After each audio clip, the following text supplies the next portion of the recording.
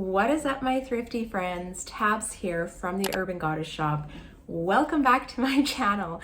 Today's video, we are doing a work with me video. I know it's not my typical setting and the audio may sound a little bit different. We are out at our mountain cabin and I'm gonna explain everything, but yes, this is where I am recording the video for this week. These are the videos where I chat your ear off and you get work done. I like to call them work with me videos. This is the logo you're looking for on the thumbnails. This tells you it's going to be a long form content. If you are new to my channel, I am a Canadian reseller. I'm a mom to 2 girls, a wife. I work part-time in a hospital pharmacy, and I love to sell used clothing. It is my jam here on YouTube, and I share everything about my business, hopefully helping you build a side hustle reselling clothing as well.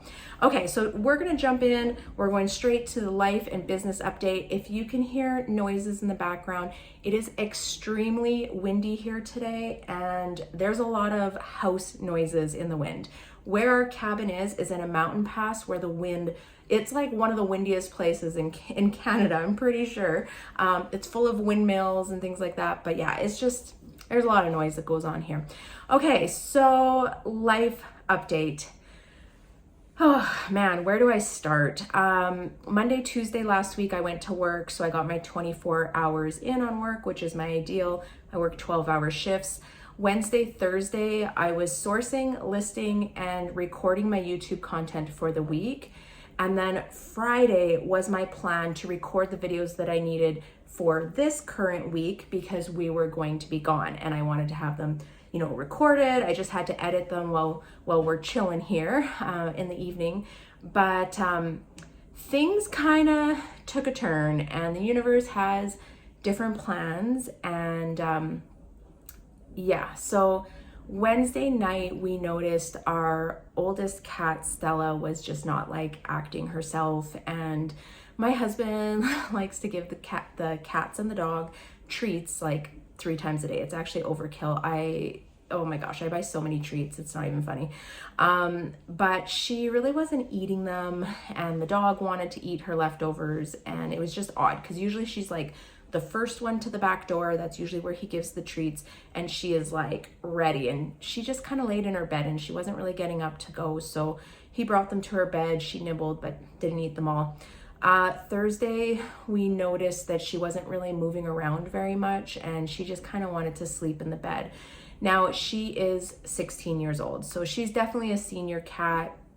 I don't know. I've been saying she was on her last leg for the last probably 3 to 6 months. Just, you know, elderly cat changes that you notice. So yeah, Thursday night, she really wasn't herself and I was editing a video. And when I went to bed, I asked Jeff where she was because usually she sleeps on my feet and he said she's in the closet behind the door. So I went there and she just, it was so sad. Like she was just laying there and not herself. So I picked her up and brought her downstairs and I slept on the couch with her cat bed beside me in case she needed help because yeah, and she wasn't wanting to use the litter box. Like I had put a litter box on the main floor in one of our bathrooms and I was like carrying her there and she wouldn't use it. So I had a bad feeling that it wasn't going to end well. And we were also leaving for a 9-day trip. So I was pretty stressed out because you know when you know, right? If you have elderly pets, you know when things aren't going to end well, I guess. You know when they're in their last days. And I did not feel comfortable leaving her. It's just a really bad situation. Anyways, Friday morning, she wasn't even wanting to drink water. She was barely able to walk. Like she would try to walk. It was just so sad.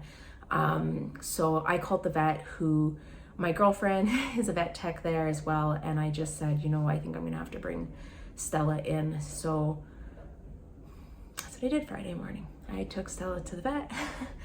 I sat in the car and cried for like 10 minutes before we went in and they put her down. So I said goodbye.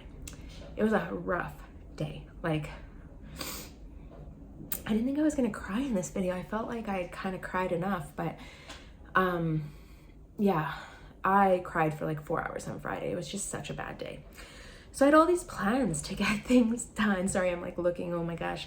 I had all these plans to get things done on Friday and none of them happened. So I kind of just relaxed, you know, packed up for our trip, went through our fridge, threw out anything that I felt was gonna expire, and fluffed laundry, like really just did mundane tasks because I knew I wasn't in any headspace to work on my business, really to do anything.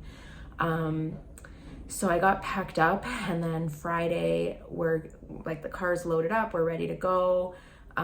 Say goodbye to my oldest because she's staying home for the 9 days. She does have a break from college, but she just started a new job and she has a bunch of shifts. So she said she was just going to stay home and work.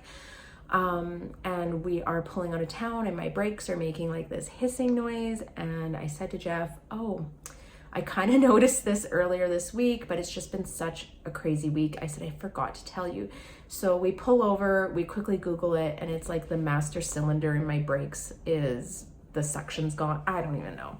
Anyways, he was like, hey, we are not embarking on an 800-kilometer trip with brakes that are possibly failing. So that was kind of the icing on the cake Friday. We turned around, went home, loaded up or reloaded everything from the car into my husband's work truck and left with that. So yeah, it was a week.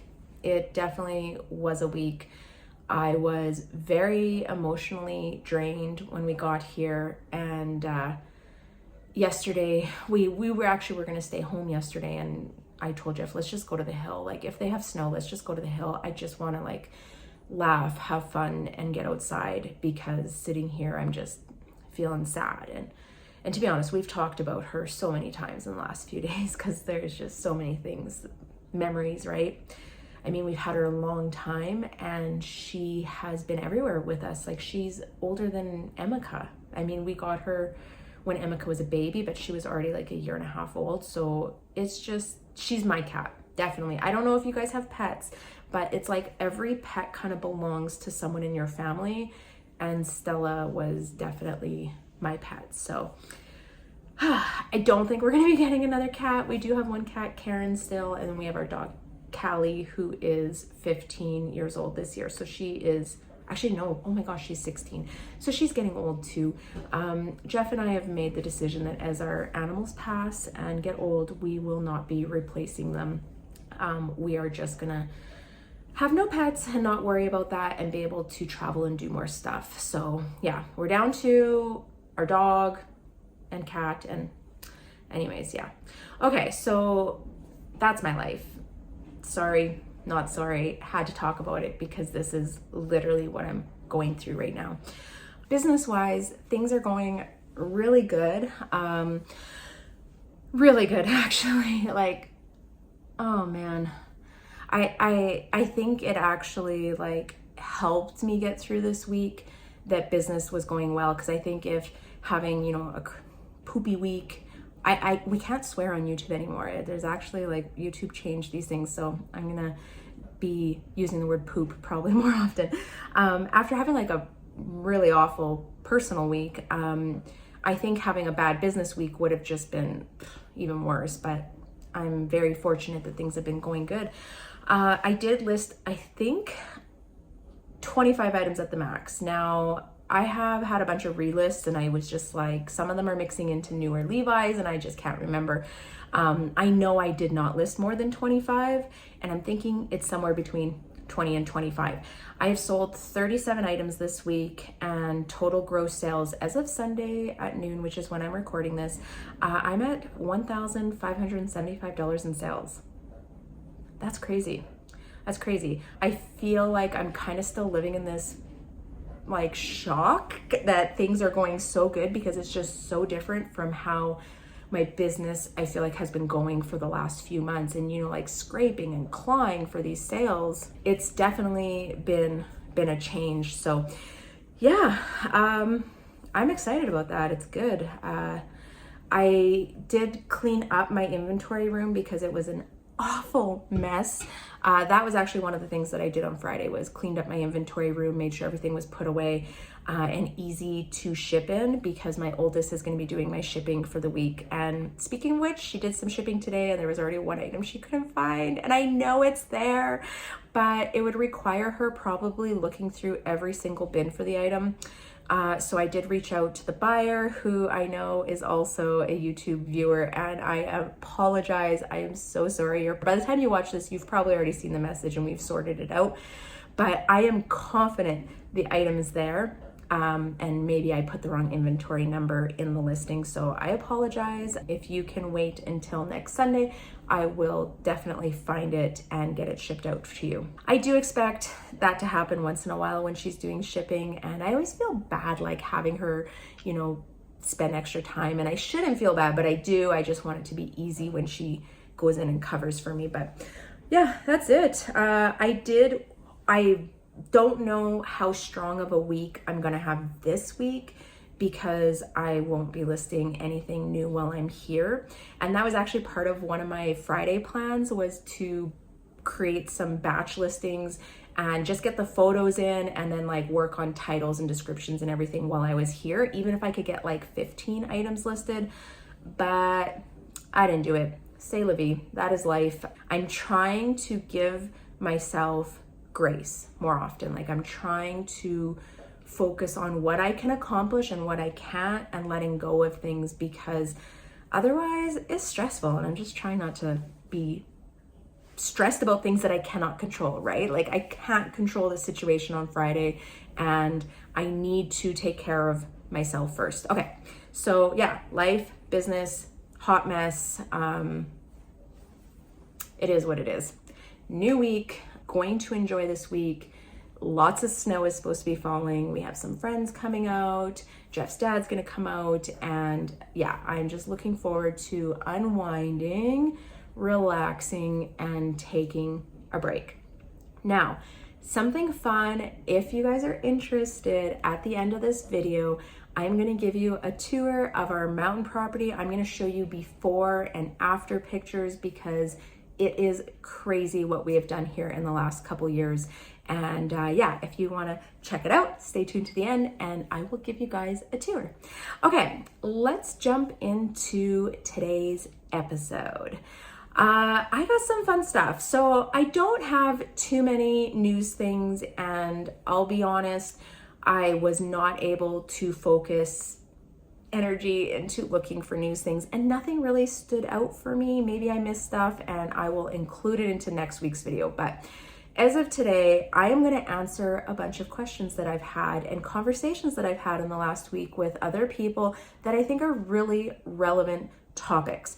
I do have one thing. So I am going to have a did you know category. And when something pops up that surprises me that I did not know, I'm going to share it with you guys. And today's I did not know this is from Lorianne from LA Posher. She does have a YouTube channel. I don't know if you follow her, but I'm going to pop a link up here. This is her channel. Go give her a follow, check her out. Yes, that would be greatly appreciated.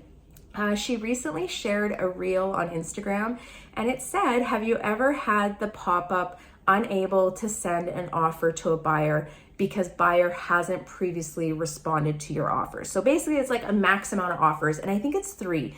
If you send more than 3 offers on a bundle to someone and they do not respond, you cannot send any more. This happens to me. I use my shoppers feature, and sometimes I think I overlap likes or bundles, right? And people get multiple offers and they don't accept them. So it will pop up for me. And here's the hack. She has a workaround, and you may know this, but I did not know this. I've been selling on Poshmark for almost 3 years and I did not know this. So she said, if you remove an item from the bundle and add it back, it'll let you send the offer. And I was like, nah. No, she's lying. That's not true. I'm sure I've tried this. So I actually recently had an instance like 10 minutes previous. So I went to that bundle, removed an item, added it back in, and it let me send an offer. My mind was blown. I was like, This is crazy. This is awesome. This is awesome. So yeah, I just want to say thank you, Lorianne, for sharing this and all that you do for the community. I find she always shares really good snippets of info. If you don't follow her on Instagram, look her up as well. It's LA Posher. And yeah, thank you. You taught this old dog a new trick. Okay, so now I did want to add in here whether the buyer accepts the offer is another question, because she obviously has not responded to any of my previous ones, but now at least I have more opportunities. And I've been in instances where maybe I've sent multiple offers, they haven't replied, they just weren't in the situation to make a purchase. And then they're like, hey, can you add this item and how much would it cost? I've been in those situations and I'm like, it actually won't let me send you another offer. Can you send me an offer? And I've had to do that. But now I know that I'm going to remove, add, and I'll be able to address that sale. So very excited for that one. Thank you so much. Also, if you did not know this, drop down below and let me know, because I want to know, did other people know this hack? How am I the only one that did not know this hack? Okay, next up we have a question I saw, and I'm so sorry I did not get the name, but when sales are slow, do you keep sourcing? And some people say no, they stop spending if money isn't coming in. Some people continue to source full tilt, knowing that sales will pick up eventually. I'm of the group of sellers that source just more selectively. I never ever stop sourcing. Like, that is a rule. I never stop. No matter what, I am always looking for fabulous pieces, and if I come across them, I am grabbing them. But I am more diligent in checking solds on the items. I will also prioritize items I think will sell quickly and leave the items that I think are a little bit more risky. You know, when you're out there and you're like, this is cool. Yeah, I think it would sell. Yeah, I think I could get like 35, 40 bucks for it. When sales are slow, those are the items that I leave behind. If I have to go like, it's cool, or yeah, I think it would do well, I'm not grabbing those. I'm looking for those items that I'm like, ooh, that's a score. That'll sell quick. Oh, I know this is a brand or a style that people are looking for. And it's just like a small switch kind of thing. And then as sales start coming back, when they start to pick up, usually I go back and I will start to take some more risks on inventory. But yeah, if the money isn't coming in, I definitely am more careful on how I am spending it. And it's also a really good time for you to evaluate what you're sourcing and have current trends changed. Like maybe things that you were sourcing 6 months ago just aren't selling at the rate or at the dollar that they were previously, right? Like some things are just super trendy and the trend is just very specific. And that's when I might start to reevaluate just the items that I'm grabbing. One more thing I had noted here is, if one of the guidelines I use is if it doesn't fall into my ideal customer, I will pass. So I know what my ideal customer is looking for and shopping for. And if that doesn't fall into it when sales are slow, I'm probably gonna leave it. I'm just shopping for my ideal customer. I would actually love to know what your guys' strategies are. What do you do when sales are slow? Do you have a death pile you work through? Do you continue to source? Do you stop? Like, what do you do? And do you have guidelines in your business that you follow when your sales are slow? I think this is a great chance for us to hear what other people are doing and what's working for them, and maybe evaluate what we're doing. Maybe there's some changes that we could make, right? Okay, next one. And this one was a question from Catherine. Catherine, thank you so much. Do I think it matters if you list batch to list daily? So basically create a batch of listings and then spread them out over the week, or list when you do them? I think this is a great question, and sellers are definitely on all different spectrums of this. Before I tell you my approach, I want to know what is your approach, and I'm going to give you some information while you drop in the comments and let me know, what do you do? Do you list daily, or do you just list, like, do you batch to list daily, or do you just plop them out when you make them? I know there's a theory, and it is that if you list daily, Posh favors this. I'll tell you what Posh likes, and I had to write this out because I think this is very similar to eBay. eBay, yes, of course, likes daily activity. They want you to do things, but Yeah, so I recently heard, I don't know if it was on eBay podcast or someone that was at an eBay event, but basically eBay had stated that they felt it was more important that you were listing items that people were searching for and wanting to buy than focusing on always having like a new daily listing going live, if that makes sense. They were like, you can batch list, but if you have items that people are looking for, they're priced appropriately, things like that, that will override any algorithm. And I think this is the same thing with Poshmark. What Poshmark likes is items that people want, items that people are searching for and are in high demand. No matter how you list, if you list items with a higher sell-through rate, they will sell. Like, that's the truth, they will sell. Okay, personally, my strategy is I list when I list. That is it. I list 2 days a week. I usually list 15 to 25 items a day, depending on the day, how many items I have to list, how easy they are to list, things like that. But as I list them, they go live. Now, I do have automation relisting every 30 days. And by doing this, I typically have 3 to 10 items relist a day as well. So on top of my listings, I am having like auto relist, and I do use POSH SIDEKICK. So if you're looking for a feature like this, I have a link down below in my description.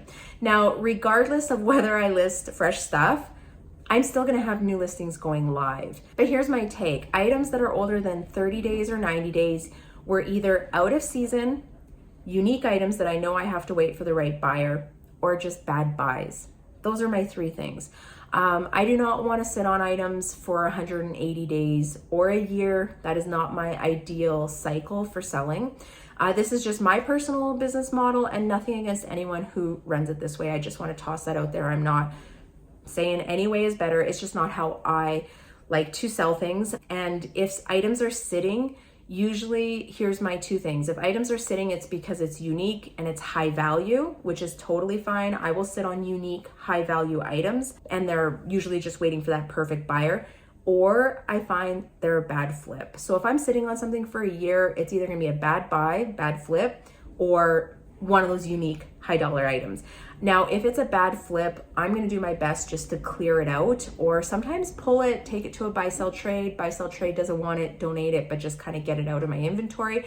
I don't like hoarding or storing items that could sell one day in 3 years. Like, that's just not my MO. I have a very limited space and inventory area, so I need to use it wisely. And I think my ideal sell is that items are selling within 90 days, within 3 months, and that gives some seasonal correction allowance in there as well. I would love to know, what is your take? Do you list daily? Do you batch to list? Do you just list when you list like I do? And what are your thoughts on it? Because I just want to put this, I think it's a myth. I do not think you have to list daily. I think what will trump that, and the most important thing, is that you are listing items that people want, that people are searching for, and that people are currently buying on the app. And really, this isn't any platform. This is not just Posh in particular. I think if you can list things that people want, that are in higher demand, good sell-through rate, they'll sell quickly.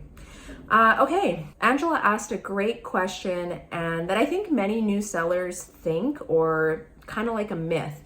Do you need followers to make sales? And I think Posh creates this kind of impression when you first start that followers and following people and liking people's items are criteria to being successful. And I think that's a crock of poop. I don't think you do. I don't feel that buyers shop by scrolling through the feed, which would mean if they follow you, they see your new listings, things like that, or listings that you're sharing. And I don't think that the amount of followers impact your sales in that way. Now, I do think new buyers may have a positive impression on sellers that have a high following. It's quite impressive, let's admit, when you look at someone's closet and they have like 800,000 followers. It just creates more of a trust factor, I think. But I don't think that it is necessary. And most buyers come to Posh looking for a specific item. I think they may fall into your closet, look through your other items, and maybe when they search an item, they, buy random items. They fall into other people's closets, but I don't think people shop by the feed. I know there's people going to argue, they're going to say that's how I shop, and you are like one in a few. Most people are looking for a specific item or a specific brand or a specific style, and that's what they're on the app for. So yeah, that's just, it's just my opinion. It doesn't mean it's right or wrong, and I think everyone's gonna have different thoughts on this. I would love to hear what you guys think. Like all of these questions, these are like thought-provoking conversation questions. I wanna hear what you guys think on this. Do you think someone's followers have an impact? Now, I do think that there's a positive impact on people who are influencers, whether it's YouTube, Instagram, things like that. Yes, 100%. I do think there is an impact on sales, but I will say majority of my sales are not people who follow my Instagram or my YouTube. Lots of them are just people that are on the app. They have nothing in their closet. They can be even just new buyers, because I do look at this often and tend to recognize other resellers, things like that. But yeah, just my opinion. But of course, I would love to hear what you guys think on this topic. Okay, we're going through these. The next question is from Michelle. And with the premise of, so likes and shares mean sales. She had messaged me on Instagram, and she was like, how much action is normal before an item sells? And I think she was kind of correlating like how many likes before someone buys it, or if an item's being shared a lot, does that mean that people will buy it? And I actually don't think it matters. I think there's various reasons why certain items get a lot of activity. Number one, it could be pleasing to the eye, but maybe it's something that most people won't wear. So sometimes you see really cute things and you're like, oh my gosh, it's so cute, but not something that I would realistically wear, and that can create a lot of likes. Or what I usually find with my own personal items is that when I get a lot of likes and the item is not selling, it's because I've priced it incorrectly. My furnace is running again. I'm just gonna wait till it clicks off. It's so loud. Okay, so this is how I look at likes. Likes are an opportunity to send an offer. Someone likes an item, you can send an offer. If the offer meets the buyer's expectation for resale value, they may buy it, right? If I find lots of likes accumulating on one item, but no one is biting on my offers, I will usually wait a month, let the item sit there for a month, then I will price drop it when I relist it. Now, there are a few exceptions. Item is out of season. I know I listed it out of season. I probably won't drop the price when I relist it, or it is very unique and only a few buyers will buy it, right? Then I'm waiting for that perfect buyer. And in that case, I'm willing to be patient. But generally, this is my rule. Sometimes it's hard to explain reselling because there are so many factors to look at with items, and being able to evaluate and categorize your inventory is just something you learn over time. I do hope through my videos and these very discussions in these videos that you guys are able to start to make sense of this and critically think and look at your inventory and look at what's selling and help make these decisions for your business. Was this a bad buy? Is this priced high? Should you drop it? But these are parameters and guidelines, I guess, that I'm using in my own business. I think that when you can focus on that sell-through rate and knowing what items are selling for, like knowing what market value is on an item, you'll be able to source better, and you do find you'll have less of these instances where, you're getting a ton of likes, you priced it high, things like that. It takes time. It definitely takes time, and the resale market is forever changing season to season, year to year, and we're always having to pivot and reevaluate our sourcing and our inventory. So that's kind of the long answer to this question, but I don't think there is a rule, like when you have so many likes or so many shares that an item needs to sell. I think you need to look at where do you have the item priced, and that's usually a start. Or maybe it's just a unique item that everyone likes, but no one really wants to buy, and you're waiting for that right person. And that just takes time to figure out, I think. Lots of items listed, lots of items sold, figuring out what holds that value and what doesn't. And I think you can figure this out too by just doing some comp searching as well. Okay. I feel like I didn't really answer that question, but kind of did. I don't know. Okay. I wanted to kind of do a blurb on style tags, or tags as Poshmark is now calling them. And I wanted to share what my fave 3 are, and these are my ideal customers. These are probably the ones that I use the most and the styles that I source the most. I've talked about these previously, but I have an ideal customer. I know them, I source for them, I know what they want. When they happen to fall into my closet or they find one item, it's easy for them to find other items that fit their aesthetic and hopefully make a bundle. I think that is one of the reasons why I sell so many bundles, and it's not based on, you know, $10, $15, $20 price points where it's just economical to add more items to the bundle, but I actually sell more items in bundles because of the aesthetic, because it's easy. When someone comes and they're like, oh, I love that. Oh, I love that too. I'm hoping that they'll create a bundle that way. And something I've definitely learned over the last few months as I've started to transition to higher ASP items is that people are willing to pay for quality. I do my best to sell quality and more timeless pieces. That's also been kind of a transition for me. Let's just go over these styles. First one is minimalist. I love minimalist. It is probably my favorite. Out of the 3 we're going to talk about, minimalist is probably my favorite. So minimalism fashion is defined by one major principle: keep it simple. Streamlined shapes, a small selection of colors, and even a bare minimum amount of clothing in your closet. Simplicity is the key to pinpointing this style. Key characteristics of a minimalist is less is more, focus on functionality, clean, simple lines, sculptural forms, lack of superflush, I don't even know how to say that word, superflush, I don't know, I'm sure I'm saying it wrong, ornamentation and decoration. So just like plain, actually, not like, you know, crazy colors, crazy patterns. It's just really like almost normcore. And monochromatic, limited color palette with color sometimes used as accent to create a soothing environment. I just love minimalism. This is seriously my favorite style. If you want to know what it is, go into Pinterest, search up minimalist wardrobe, and you're going to get a ton of ideas. This is like my dream customer. It truly is my dream customer. The next keyword or style tag that I like to use is coastal.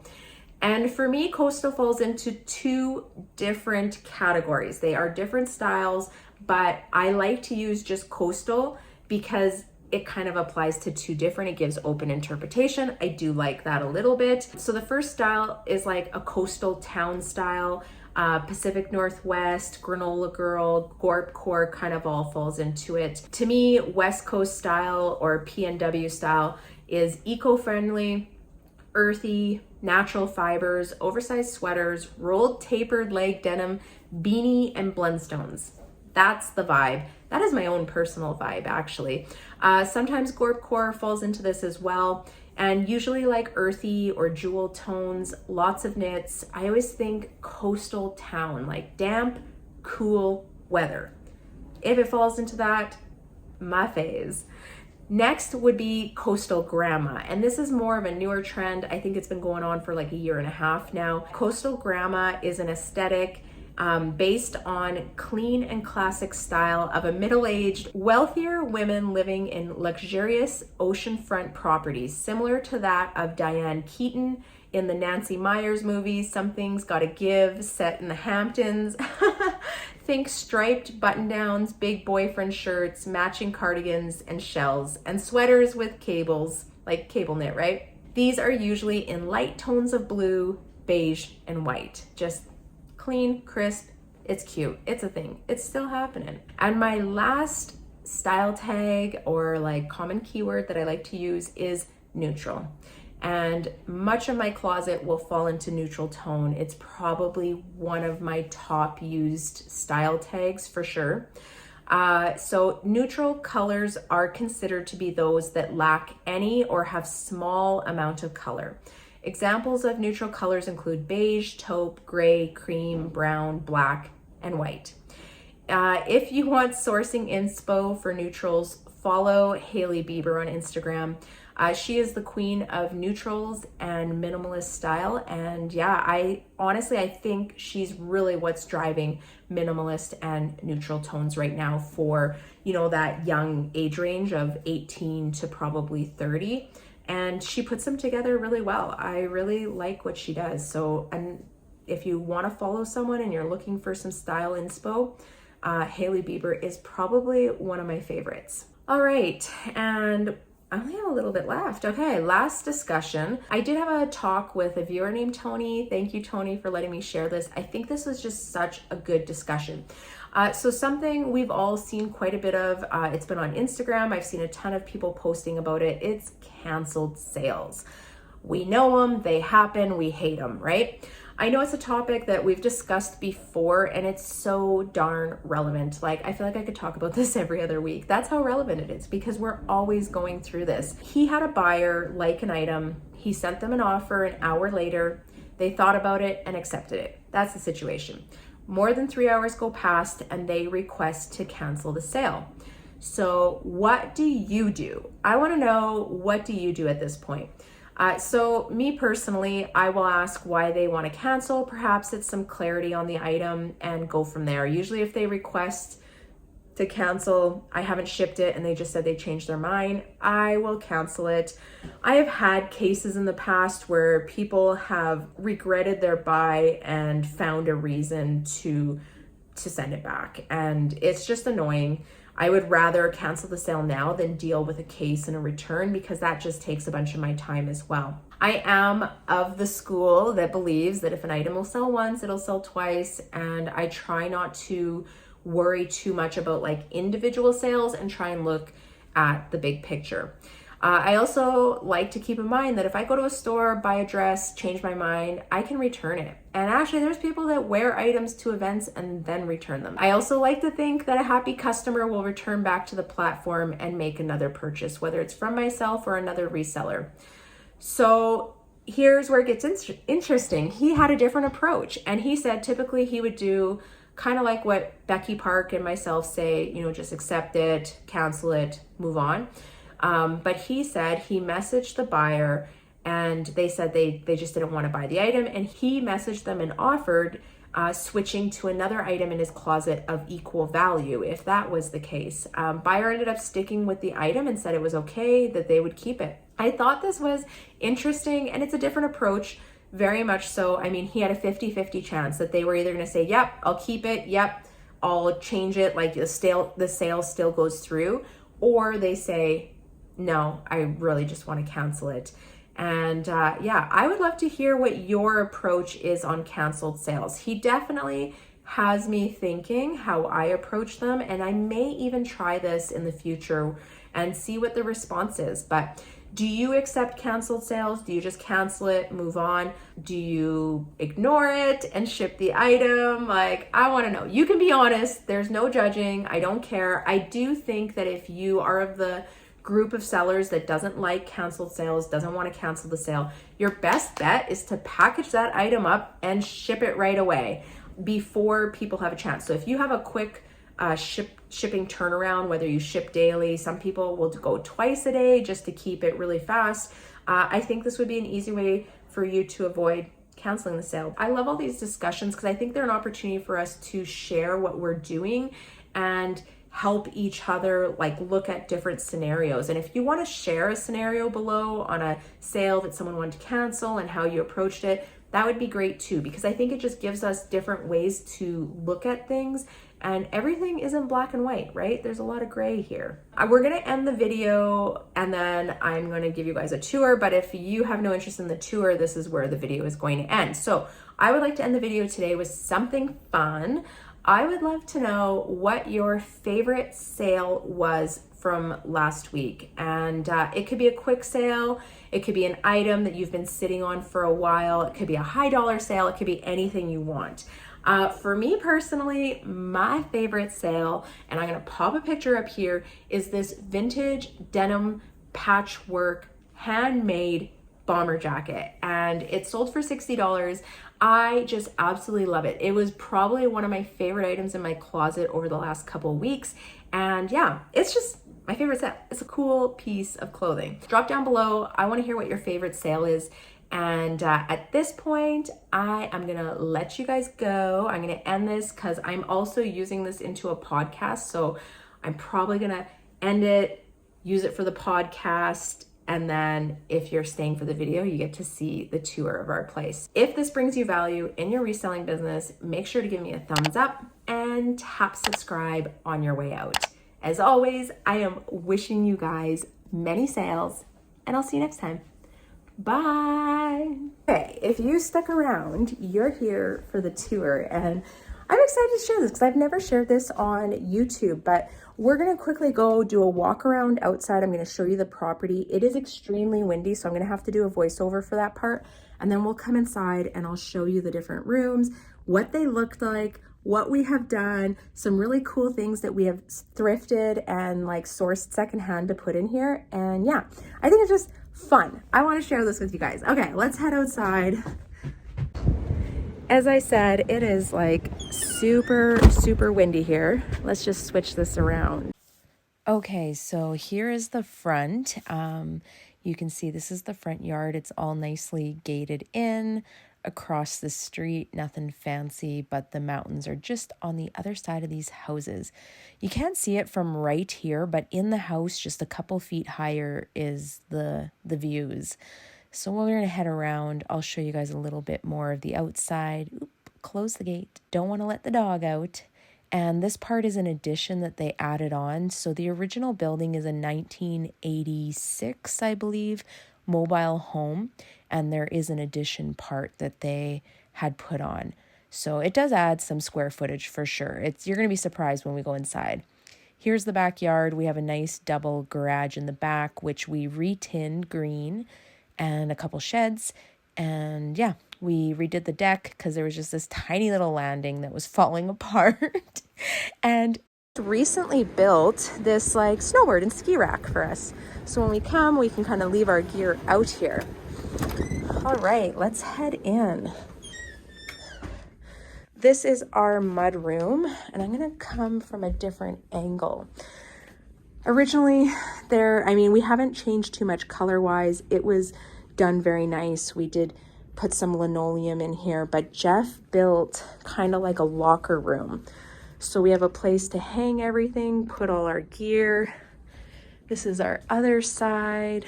Him and Emeka built these benches. They also built like the shelving, but they built these benches by cutting down sheets of wood and then gluing them all together. It's just so cool, so cool. And this is our boot dryer. I don't know if you ski or snowboard or if you deal with a lot of wet gear. I think this would work if your kids played sports too. But basically it's like PVC piping, and it's connected to a plug-in fan. And then we just stick all our boots and gear, plug the fan in, and it dries everything. And we can hold quite a bit of stuff. Like we can hold, what do we got? 4 sets of boots and a ton of mitts. So we'll put like mitts, balaclavas, things like that. Yeah, this is the mud room. Okay, let's keep going in. This is the living room. Not gonna lie, when we first came and looked at this, it was very different, and we had to look at the potential in it. But we've painted the walls. They were like a dark brown, the same color as that door, and done some decorating. This dresser is a dresser that I refinished. Oh my gosh, like, I don't even know, maybe like 10, 15 years ago. It was my mother-in-law. She had actually asked me to refinish it. And when we bought this place, she said she wanted us to take it out here, and she thought it would fit in very nice. So some of the things that we've made or gotten secondhand, we actually picked up these coffee tables. Like the first weekend we were coming out here to move stuff out here, we picked these up in a small town as we were driving and like literally crammed them into our trailer. We did grab some furniture from IKEA because there were some things that we needed right away. This is our girls' bedrooms. That nightstand goes with that other dresser. Another coffee table that I picked up secondhand. We have some old snowboards on the window, and look at this picture. I picked this up at a thrift store, and it's Jackson Hole. It's from 1986. This poster is almost 40 years old. I thought it was so cool. Good addition to add into this room. The kitchen has probably been one of the biggest changes. When we moved in, there was actually quite a serious mouse problem. And as we started kind of looking through stuff, yeah, we had a lot of cleaning to do. Kitchen was definitely on our list of things to redo. So we replaced the cabinets just this year, actually, and put in like a pantry. So if you've ever lived in a mobile home, you know there's no storage. There's no closets. There's no storage. I don't know. It's very difficult for modern living, for sure. So we did a pantry cabinet to just give us some food storage. This fridge we actually bought on Kijiji and we stored it in our garage at home for like 6 months until we were ready to renovate this kitchen. So we didn't want to bring it up until we were ready to put it in. But yeah, we got that secondhand. The stove came from my in-laws. It had an issue and they replaced the stove and then later had someone come and look at the old one, and it was just missing, like it needed a part replaced. I can't remember what it was. So anyways, they had the part ordered and they said that we could use it here. So that was awesome. And then we've kind of pieced together other appliances. So yeah, this is our handy dandy kitchen. Oh, and Jeff, we haven't done the backsplash. So this is the sample tile I think that he's gonna go for, and it'll all be done in gray. Oh, we are also replacing all the windows this next year and redoing the exterior, adding insulation and tinning it all the same color as the garage, which is like a nice army green color. And then one more thing I wanted to say in here is that when we do all that, we're doing it probably this summer. We're actually taking out these 2 windows and we're gonna put in a big patio door. So here's the view from the front. So the mountains are there. And then if we look over, it's hard to see because it's very cloudy today, but just above those trees is the Canadian Rockies, and we're right at the face of them.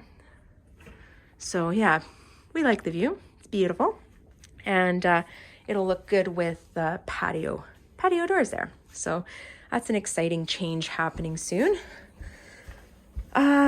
Next we'll go into the bathroom. This was another pretty big project that we did. Originally the bathroom had this rickety tub and this whole area was kind of gross. So we tore out the tub and Jeff did the tiling work here. And then when we ordered the kitchen, you guys can see me. When we ordered the kitchen cabinets, we also ordered bathroom. So like I said, there's no closets in here. An issue is like, where do you store your extra towels and linen and stuff, right? So Jeff ordered, this is actually like a kitchen pantry cabinet, and we put it in here to give some storage, and then we have some toiletry storage there. So yeah, that's been a big project, but most of it is done. We are doing a nice cedar wall here and possibly here. I don't know what he has planned. He's actually our designer. I'm just like the helper. I'm just helping. Going down the hallway, so we're going to be paneling this wall. Right now it has drywall, or what do you call it, wallpaper on it, and it's just difficult to take off. So we're just gonna panel over top, paint it white, call it a day. And our washer and dryer. So they're small. They're actually like quite small inside. I think when we move out here, our plan is to move out here in a few years. We will get new appliances. That is a must. And then we also have cabinets. We're going to replace these cabinets, but they're sitting out in the garage. And we thought when we're ready to panel all the walls and redo this area, then we will put up those cabinets. But until then, there's no point in doing the work twice. But yeah, it's actually nice. I don't mind it as a laundry area. It works very well. Laundry basket. I'm gonna go down to our room and then I'll do the last bedroom. So this is our room, nothing fancy. We did have to paint in here, but we're still having some color. Actually, no, I don't think we painted these walls. We actually haven't done much in here. The only thing we did was the flooring when we replaced the flooring through it. Those are dressers we had before. We actually have an old, or not an old, but an extra mattress that we keep in here in case we have more company than we have beds. We have an extra queen. We can toss it in the living room or push our bed over and have 2 queens in here so we could put our kids in here or share a room with my father-in-law, whatever, right? And then this is the armoire that it came with. I would like to get the IKEA Pax wardrobe, and ideally I said to Jeff I would like to have this whole wall be a wardrobe and do like his and hers and then have drawers going down the middle, and this dresser would move over to this wall and we would push the bed over, whatever. That's more like when we're living here full time. So for right now, it's a mess. This is life. Welcome to our life. But yeah, it's a nice big master bedroom. And then the next room is where Jeff and Emeka are sitting and hanging out. I had them hang out in here so that I could record the video today, and they are watching movies. So let's peek in and see what's happening in this room. Hey, Callie. Hi. So they look nice and cozy. This is the last bedroom. Originally, it was 2 bedrooms, but before we bought it, it had already been renovated into 1 bedroom. So we have just a queen bed in here and bunk bed, but the bottom bunk actually turns into a couch. They don't have it set up as a couch, but it can, and they have a TV kind of a setup in here. And it's nice when we have other families that come stay with us. Hey, Cal, how's it going? He's like, get out of here, Mom. So that is it. This is the tour. This is our mountain property, hopefully home, and in a couple of years. But yeah, I just thought it'd be fun to share what we work on and some of the changes from what it used to be to what it is now. All right, guys, I'm gonna say this again. Thank you for supporting my channel. Thank you for watching my videos. I hope you guys enjoyed this kind of peek into my personal life, and I will see you guys next time. Thank you for watching. Wishing you all many sales. I'm gonna do it again, and I'll see you next time. Bye. Living in luxurious oceanfront properties. Living in luxurious oceanfront, oh my gosh, this is such a tongue twister. Wealthier women living in luxurious, oh, why can't I do this? Okay, hold on.